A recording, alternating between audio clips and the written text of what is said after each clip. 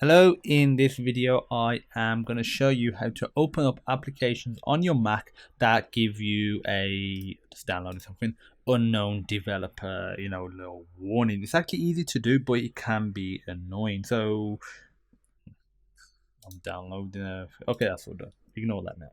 Okay, so I've got this Markdown application here. So if I unzip this, we get this executable. If I try and open it, you'll probably get something like this. Name of the application cannot be opened because the developer cannot be verified.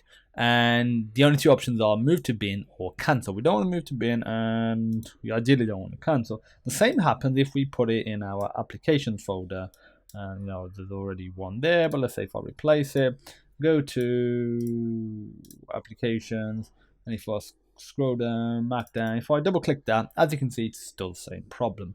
What you want to do is actually open up system preferences. So you can either search for it here, or you can go into the launchpad and search for it there, if you spell it correctly. Okay, so now when you're in here, you want to go to security and privacy.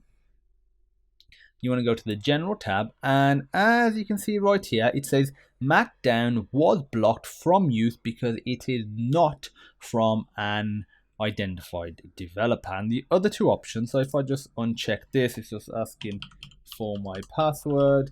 If I put that in, the only two options are App Store and identified developers. So if I downloaded something and Mac classified it as an identified developer, again, just because it's an unidentified developer does not mean that the application is going to give you a virus or something like that. It's always good to be careful, but if you think it's safe, then then go for it. So if I click open anyway, you'll launch it up.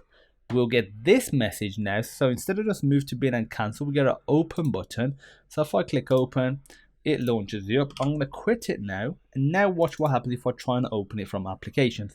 It works fine. So that's a one-time deal for any application that says that. So if you remember, in the older versions of macOS X, you used to have three options: so App Store, and identified developers, and basically anything. To get that command back, so if you don't want these issues at all for any application, what you want to do is open up terminal, and again you can launch that from the launchpad, or you can search for it like so. Okie dokie. So now if I just zoom in a bit, let me resize the window again. Zoom in so it's easier for you to read what I'm about to type in.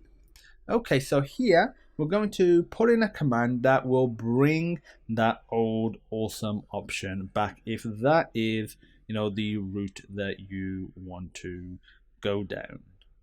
So the command is sudo, which stands for super user do, spctl space dash master dash disable. And if you want to enable that security thing again, you just change that to enable. So I click enter. Because it's a sudo command, it's asking for the password of the Mac user that you are signed in as. So you just type it in. Nothing appears, the password, or in asterisk form, but it is being typed in. Click enter, and that's it. Now let me minimize this, and if I go back to it, there you go. The anywhere option is now there. And obviously if I just go here, type in my password, and you can switch between the three options. So anywhere is back. And like I said, if you wanted to go back to the old, more secure version from Apple, you just use that command, but I'm going to leave it because I prefer this method. So that is it. If you have any questions, feel free to pop me a message, and as usual, I look forward to seeing you in the next video.